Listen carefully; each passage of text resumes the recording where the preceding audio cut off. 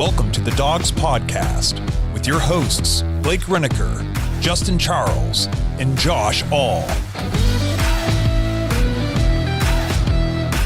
Hey, what's up, Browns fans? Welcome back to another episode of the Dawgs Podcast. Josh All, Kenny Mack with you guys. Tonight we are going to preview the Monday Night Football game between the Broncos and the Browns out in Denver.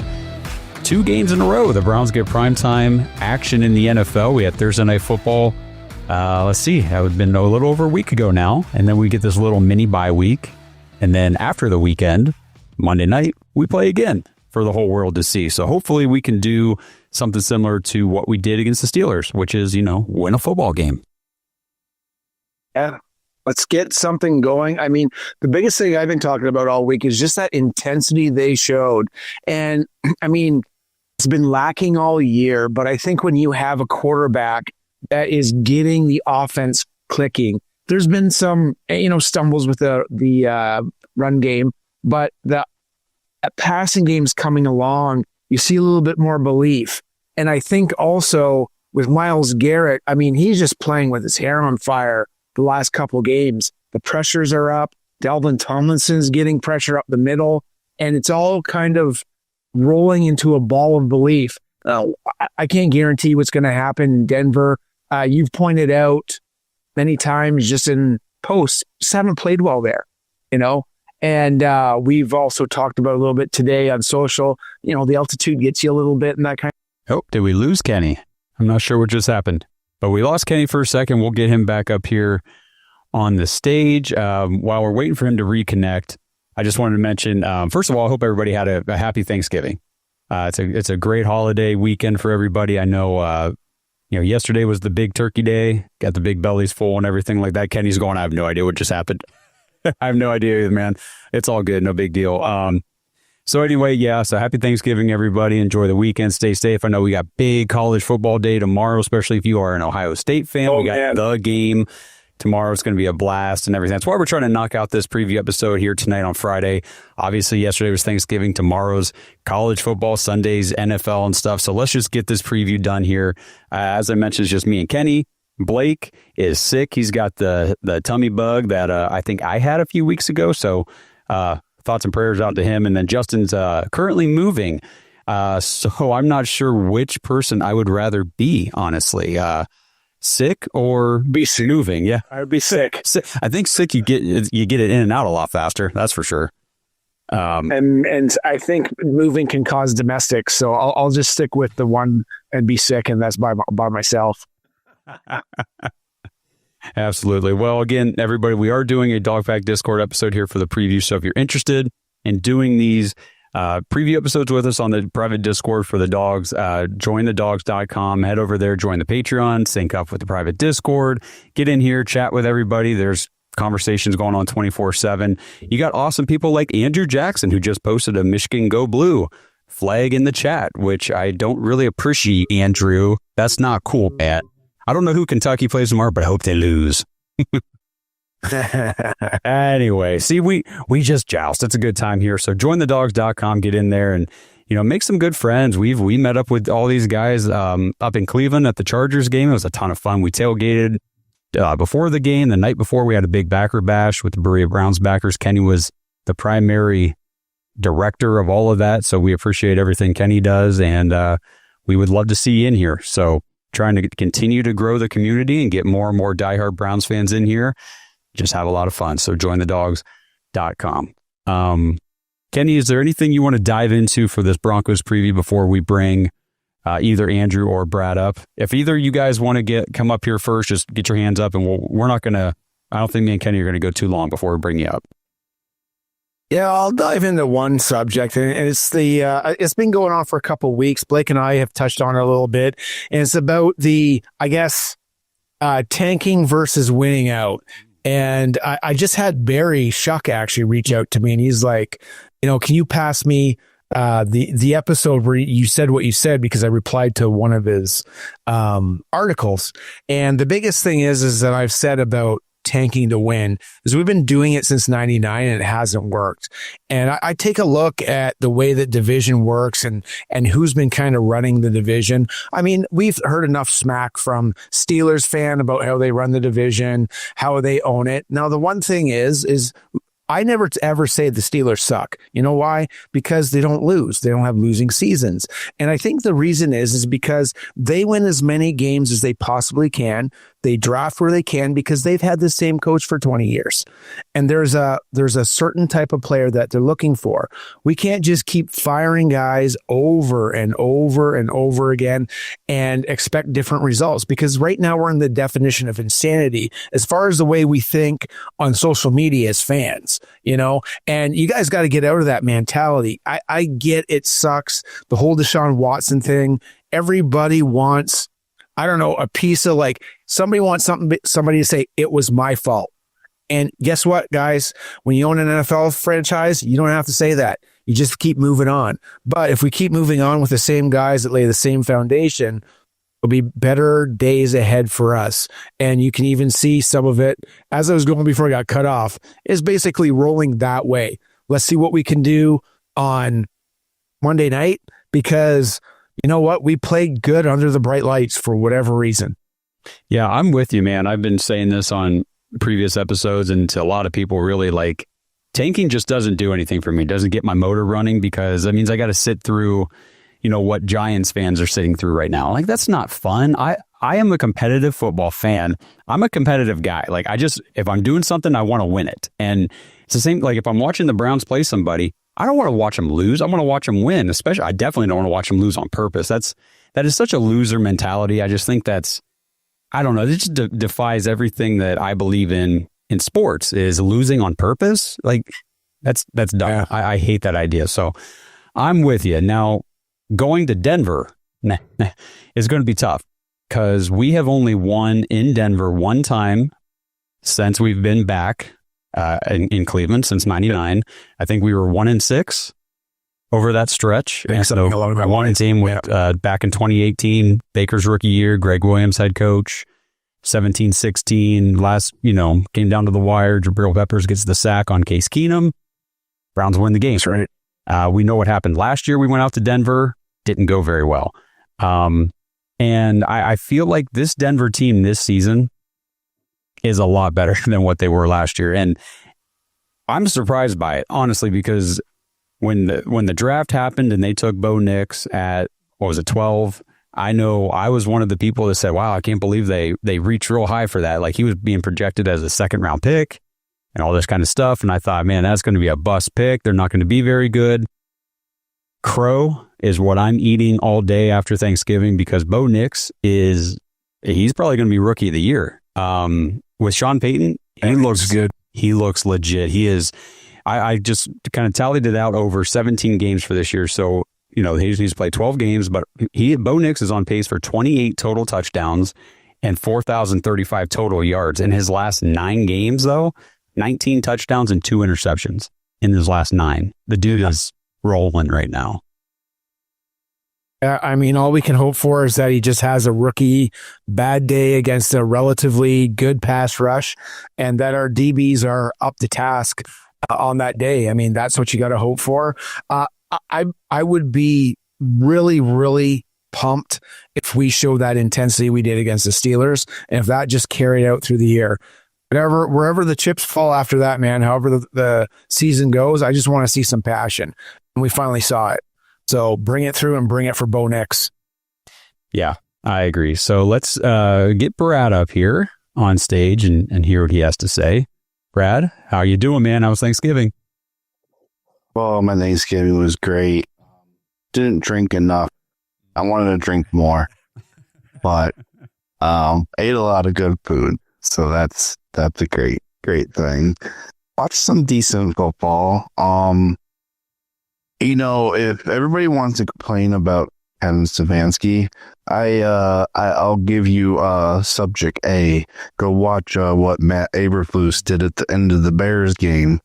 That was the most Bears thing I've ever do. And just so everybody knows how historic the firing of him was today, they have never in their 100 and 3 years they've been in the league, fired a coach in season.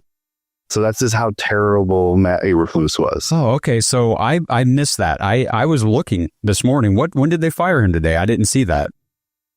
About noon. Okay. Yeah. Okay. Yeah. But it was what's really funny because of another Bears thing.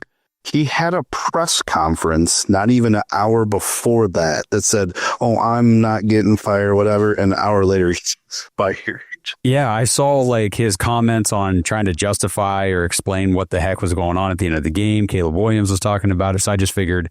And I saw some other people posting on Twitter this morning about, wow, I can't believe Matt Eberflus is still the coach. And I just figured, well, they're just rolling with him till the end of the season. But I didn't like that guy from the start. I never thought he was a good coach for them. No, but oh yeah, so that was interesting. Go Buckeyes. Guys. They're good.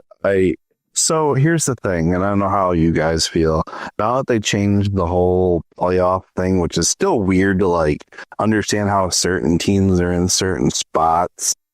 But now like it is still a game, but like now like they both State Up North and OSU go undefeated into that game. Even if you lose, you're still in the playoffs. So it's just like when the game used to matter more, it had a lot more like backing to be like, okay, we got to win this game to get to the Natty or get to like the 4-team playoff. Now it's just like, okay, well, if we lose, we still have a chance in the playoffs, So I'm with you on that. And no rivalry though. It's just not wanting to take this into an Ohio State podcast, obviously, but real quick on that.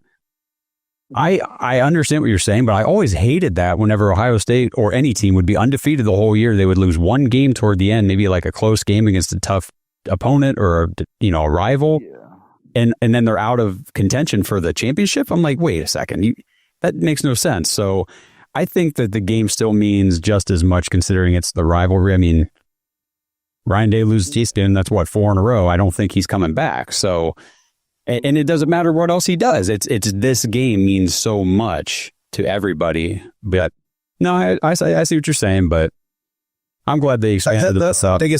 That's the biggest criticism that you pointed out there, and that Josh is talking about. And the other thing is if you have more games, you make more money, and everybody wants more money. That's true. It's a dollars and cents thing. And you know what? They didn't do it for the longest time, and then probably just dawned on them, hey, we'll make more money. Fantastic. We got the biggest players. You know what I mean? So that's part of the reason why.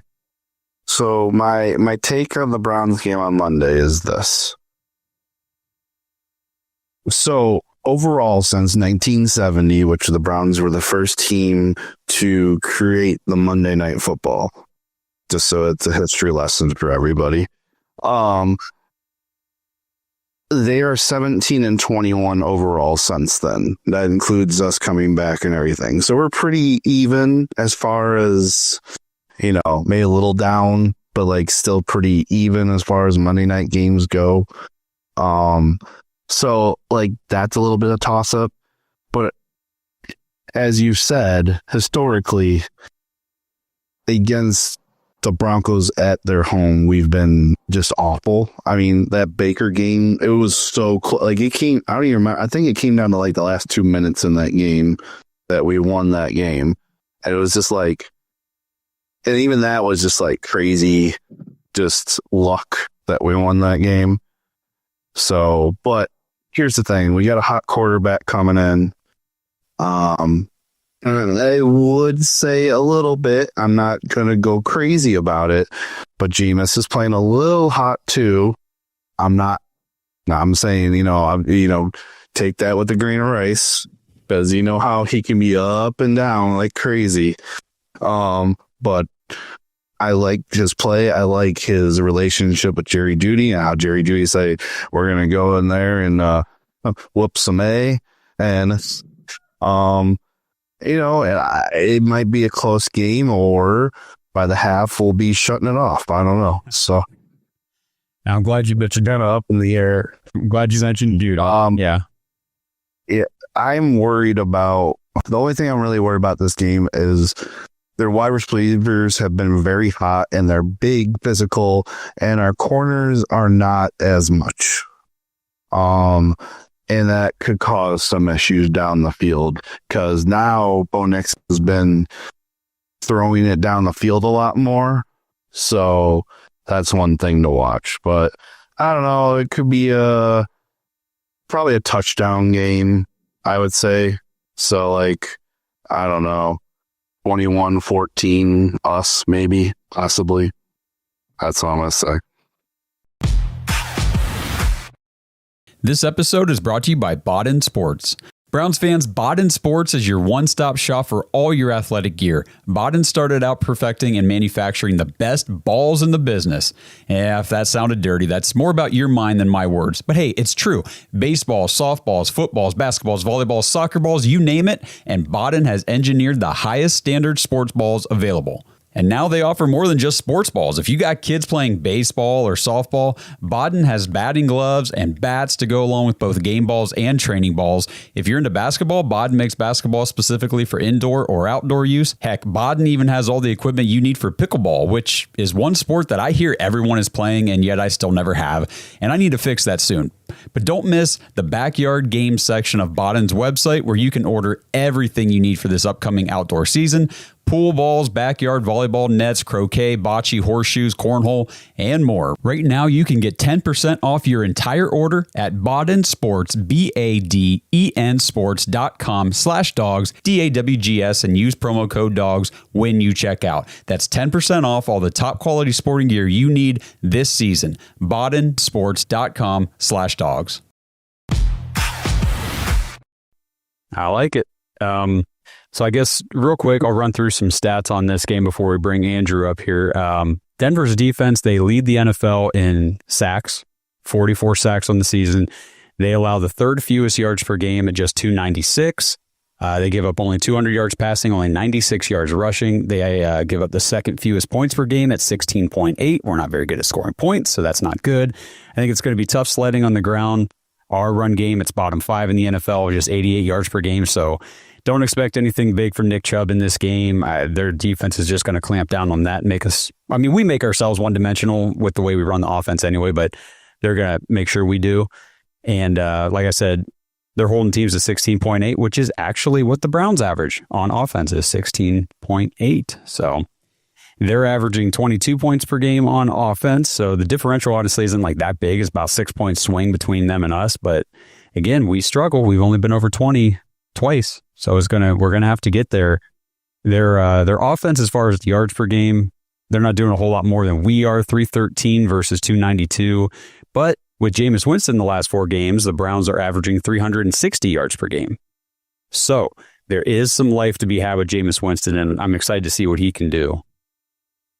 I want to see, I get those stats that you're saying, but I want to see I guess the last 4 games compared. And that's what I used to love when I used to bet, is you always took a look at the last 3 games. Don't worry about what's going to happen the whole season, because you might have 2 stinker games that really pull something down.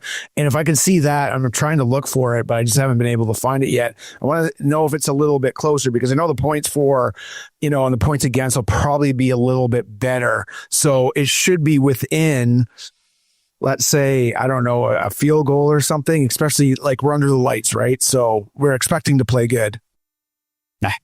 I'm not expecting anything personally from the Browns. It's so tough, and our defense has just been so beatable on the road the last 2 seasons now that I've really got to temper expectations for, I feel like Brad made a good point. Bo Nix is, he started the season kind of like a dink and duck quarterback, and it's like, man, he's not really challenging down the field, but he has grown, like he has developed as the season's gone on. And you're right, Brad, he is taking shots down the field. Cortland Sutton has been a revelation in the last, 4 or 5 games. They're connecting big time down the field, scoring touchdowns. He's got Devon Vele, that 26, 27-year-old rookie. That's, I don't know. I guess he's playing very well for them. They've got some speedsters and Mims and Franklin and just a whole bunch of guys that don't scare you by themselves, but collectively they can do some things. Now, the run game does not scare me very much. I have Javonte Williams, so I'm not scared either on my fantasy. So it's not good. Yeah. But hey, I want to point out one thing while I'm going. Who are two guys that are on this podcast right now that were banging the drum to go for Cortland instead of Jerry Jeudy? These two now. I mean, we may not look as good because Judy's looking pretty good with a real quarterback. Yeah. I'm not complaining about that trade whatsoever. Although the way Cortland's playing, I mean, that was definitely one that we were looking for a kind of a deep threat, right? Yeah, and I mean, I think whenever we talked about the Browns trading for Cortland Sutton, it was more of like a salary cut situation for the Broncos. The Browns might get him at, kind of a discount, bring him in for a year or so, just to kind of bridge things over until we can find some other receivers. When they went and got Jerry Jeudy, they went and got a guy for, the intermediate future or whatever. So, yeah, I'm really happy with how Judy's been coming along. So hopefully he can continue that in Denver against his old team. I know he wasn't happy there. So it would be nice if he went in there and kind of torched them a little bit. Yeah, no, that would be awesome. That would help us that much more. Yeah. Andrew, up here on stage. How's it going, man? It's going all right. How about you guys? Oh, man. I hope you had a great Thanksgiving, my man. Yeah, had a great Thanksgiving. Wiped out everything with butter. Missed out a little bit on bourbon, but hey, you know what? Everything went well yesterday and today.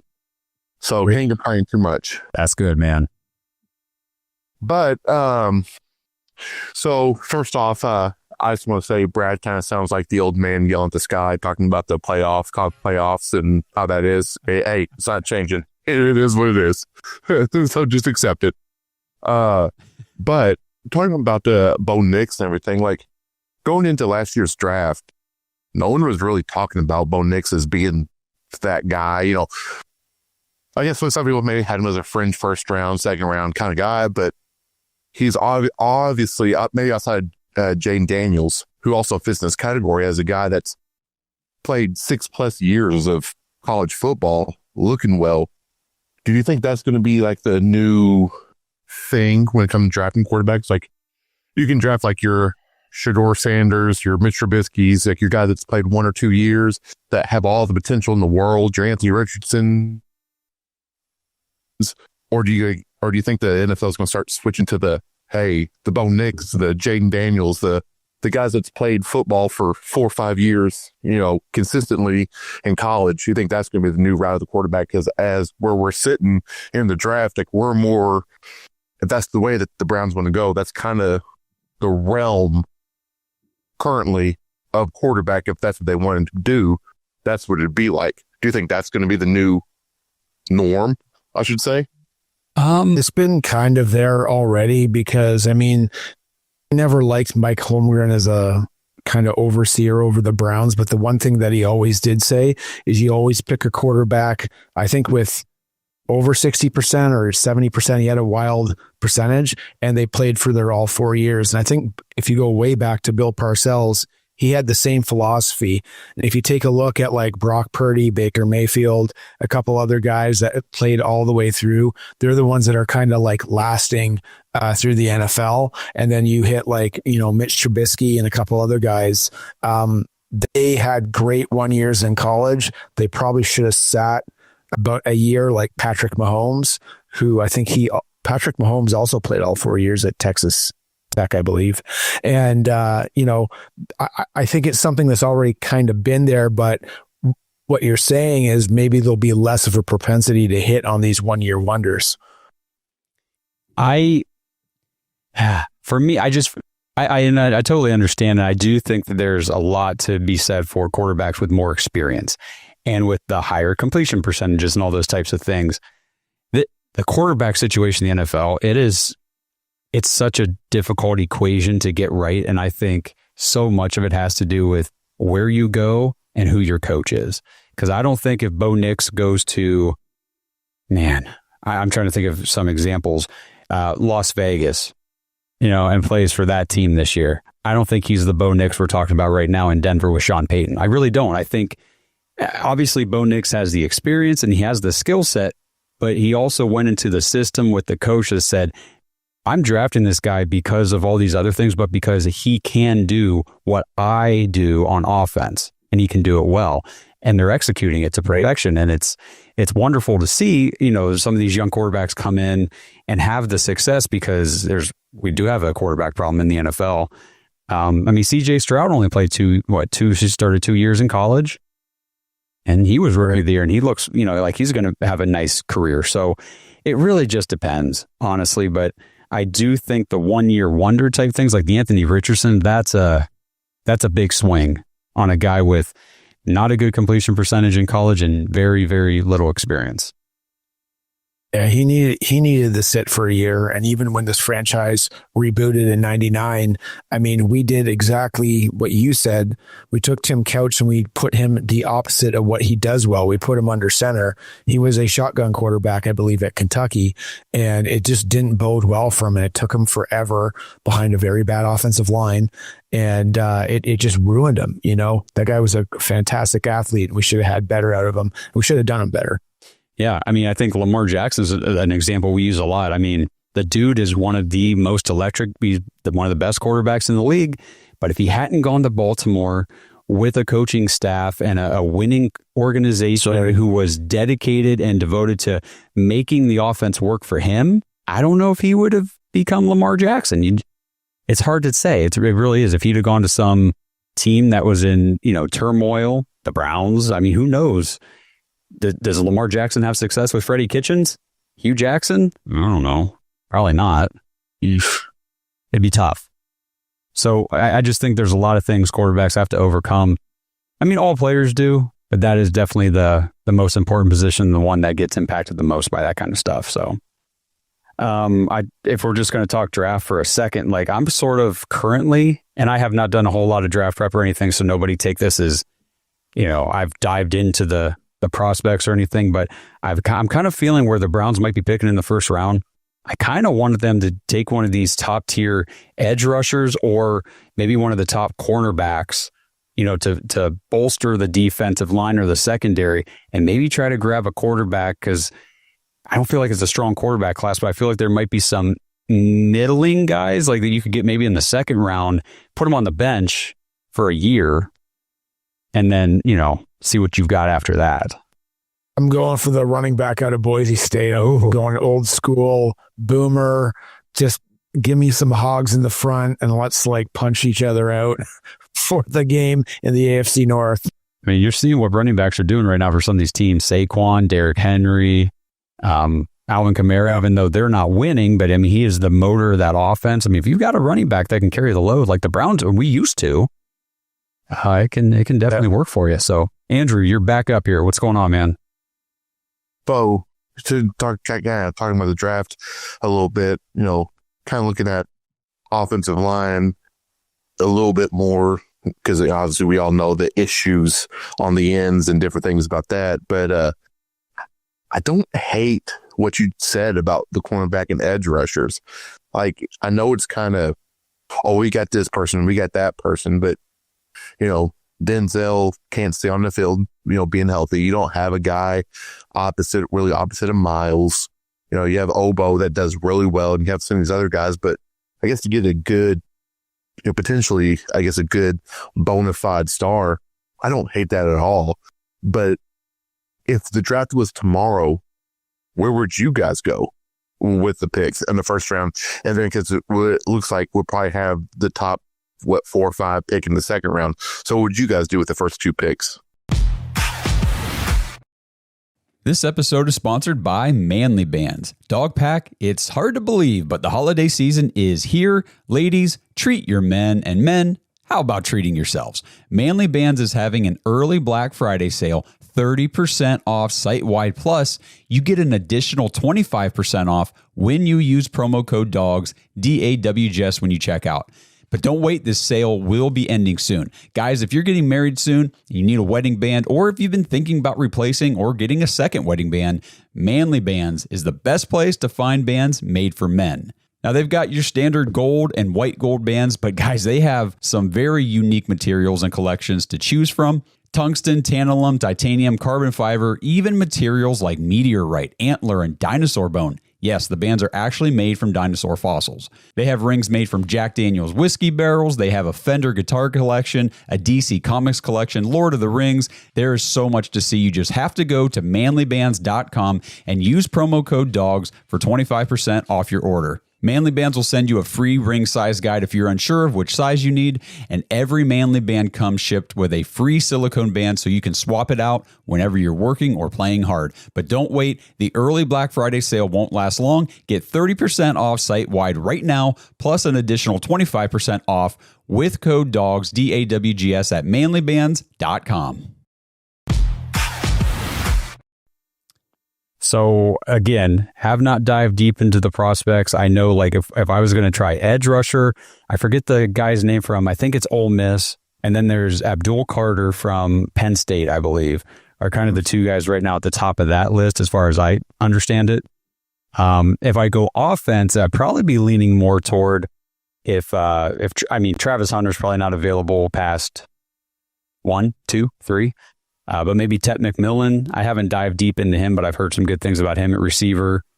And I forget the one cornerback. I need to go look at the list, but there was a cornerback that I really was liking what I was reading about him. What do you think, Kenny? I was just looking up. It depends where we are. Number one, I haven't been wowed by the quarterback class, so I'm going to just cut that right off the bat. I like Genty from Boise State. I just am enamored with him as far as what he can do. I did grow up and I saw a ton of Barry Sanders live. He was unreal. I will caveat that they did not win a lot when I saw them, and I don't know if that means much if you don't have the right person kind of overlooking that running game.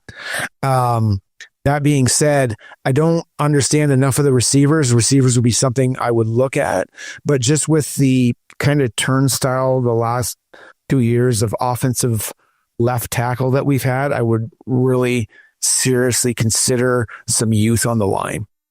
Yeah, with a top 10 pick, likely for us, top 15 for sure. I think that we're going to have our pick of a good player, regardless of position. I think we can get a really good, cornerstone core piece of the roster moving forward.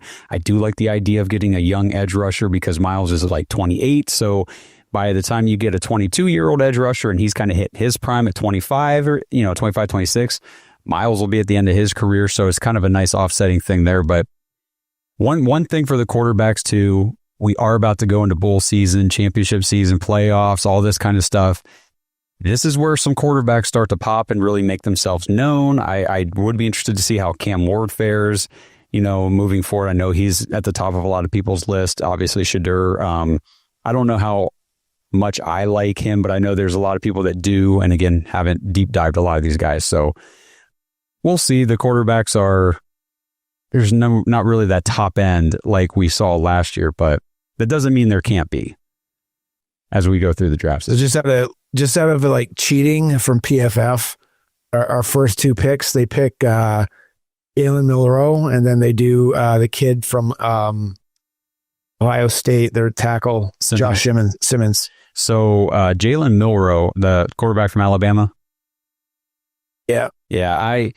I'm going to need to do a little. I'm not sure they're digging on him. Andrew Jackson in the chat says no Jalen Milroe. I don't know. He says I'd rather eat dirt. Okay, well I gotta look into him a little. I'll go dirt Andrew. Okay. Yeah. So what's up, Brad? As far as the draft goes, so I'm predicting we'll probably be 4, maybe 5. So let's just say top 5 pick. So if Andrew Berry's still here, hopefully that'll be the case. If I'm him, I would be picking to see, okay, is this number 5 pick a pick I need to stay at? Or you kind of trade down a little bit, still stay in the first round, but you could pick up a few more picks. Since he seems better to pick later. Hopefully this year, maybe he can do a little better. But I mean, if he's gonna be drafting for depth and maybe replacing some players, you don't technically have to like kill yourself and stay at 5 and be like, all right, well, I could pick up some more picks for the future and move down a little bit, take my time a little bit more and get some more depth guys, still get a wide receiver, a corner, definitely need some linebackers bad. And, and then re-sign Jameis, though who knows how that will go with whatever we're doing with Deshaun. I just want to send him to an island somewhere. But the mixed messaging with him still and what they're doing, I don't know. But it's just like, I think that would be the better route to go, because then you can because everybody complains we need more picks for the future. So you get a couple more picks for the future, get some picks this year, move around the board a little bit in the draft and draft strategically. And you always have the free agency too to pick a few guys up, which Andrew Berry's been really well at. And who knows, there's a trade in there too, maybe, possibly. Just re-bump for next year, take the hits, start Jameis. If you get a quarterback, cool. If you don't, you just, deal with what the season's going to be, and then, build for the year after that, and maybe go after the quarterback that next year, which would be a lot better draft class. Yeah. So that's kind of where I'm at with it. Yeah, and we'll see how it goes. I know Andrew Berry has not traded back in the last 3 drafts. I know it's been at least 2. He just kind of sits where he's at and takes his guys. And I don't know. We'll see what the Browns want to do. I think if you got an opportunity to pick somebody in the top 10, you take that opportunity, unless you're like at the top 1, 2, or 3, and somebody's going to give you, a haul to get up to that spot, but you're still picking in the top 10 because they're moving up from 8 to 3. You know what I mean? That's the only way I'm trading back. Otherwise, I'm staying in that top 10 and I'm picking my guy, because we haven't had we don't know what Andrew Berry would do with first round picks. He's only had 2 of them. So yeah, it'll be interesting to see what he does. That's for sure. Yeah. Well, I think we're going to kind of wrap this thing up here a little bit early tonight. I know Kenny's got some big plans tonight. He's going to see Gladiator 2. Yeah, we watched Gladiator 1 the other night, bringing my son, and we're going to have a good old man time. It'd be great. Man, I want to see that movie so bad. I hope you guys have a great time. I've heard it's good. I've heard it's good, but obviously the original is just, it's upper echelon of movies, man. Very rare that you beat the first one, and even whether it's a song or it's a movie or whatever, the first one's usually always the best. Yeah, but I'm glad that they're, I was glad to hear that the second one held its weight, so I definitely want to go check that out. So you guys have a good time. K-Dog in the chat says Gladiator 2, pretty good. So there you go, Kenny. You're getting reviews. Sweet. Right on. That's awesome. All right, well, we appreciate everybody tuning in here. Again, if you guys are watching on YouTube, I didn't say at the top, but like, subscribe, tap the notification bell so you don't miss anything new. If you want to be part of these Dog Pack Discord episodes, head to jointhedawgs.com. Become an official Dog Pack member. It's a great place to be. You join the Patreon, sync up with the private Discord, get in there, chat with everybody, do these shows with us. And even if you're not interested in the Discord, it's just a great way to help support the show. And we appreciate everybody who contributes and supports us and has helped us grow this podcast over the last 5+ years. It's been a ton of fun, and we are going to keep doing it because just can't get enough. It's a great time. Let's go, baby. Let's go, Brownies. Yep. So we got Browns, Broncos, Monday night. Stay positive, stay upbeat for this game, but temper your expectations, like I said, because we are going on the road to Denver. Kenny made a great point today. Tough to play in Denver. Straight up. Yeah, because the altitude and everything. So teams do struggle, but we've talked about it all year. This Browns team, man, they've got the roster. They can win games. They can win these kind of games. We've seen it. We've seen them do it. So we beat the Ravens, beat the Steelers. Now it's time to lead a good team on the road and say that, look, we might have had a down year this year, but we're not imploding. We're not, done. We're still here. We just didn't go our way this year. But I want to see them fight, and I want to see them be competitive. Treat yourself to win, boys. Let's go. That's right. Play hard, play tough, get that intensity going. Absolutely. All right. Well, we'll see everybody next week. We'll do a recap show probably Tuesday night. Got some scheduling things going on, but that's the plan right now. It'll either be Tuesday or Wednesday. So stay on the lookout for that. Again, tap the notification bell so you don't miss it. And let's go Browns on Monday night. Thanks for listening to another episode of the Dawgs Podcast. Make sure you subscribe on YouTube and follow us on Twitter at the Dawgs Podcast. Get your thoughts on the show at thedawgspodcast.com.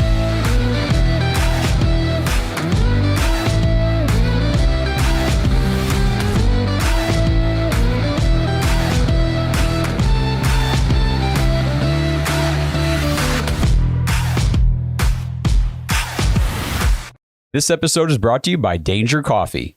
Browns fans, we talk about how Danger Coffee is made free from mold toxins that are in 45% of the world's coffee, but that's not all that Danger Coffee has to offer. Mineral and nutrient deficiencies are a big deal. They make you feel sick, tired, stressed, and they can give you brain fog. These deficiencies negatively affect your immune system, your digestion, sleep, metabolism. Have you ever wondered why you get an initial burst from your coffee, but then you get that little crash not long after? Danger Coffee's patent-pending process remineralizes your body with more than 50 trace minerals and electrolytes, leaving you more energized, engaged, powerful. These micronutrients enter the cells to boost performance. They bind to toxins to provide detoxification support. I know that sounds like a lot, but the bottom line, guys, is minerals matter, and most of us really don't get enough of them on a daily basis. Danger Coffee delivers micronutrients, plus it gives you access to the minerals you already have. Head to dangercoffee.com, use our code DAWGS, DAWGS, for 10% off your order, and that code can be used over and over, so you get 10% off every order you make using code DAWGS. It's time to start every day off with a cup of coffee that gets you going and actually keeps you going. dangercoffee.com, code DAWGS.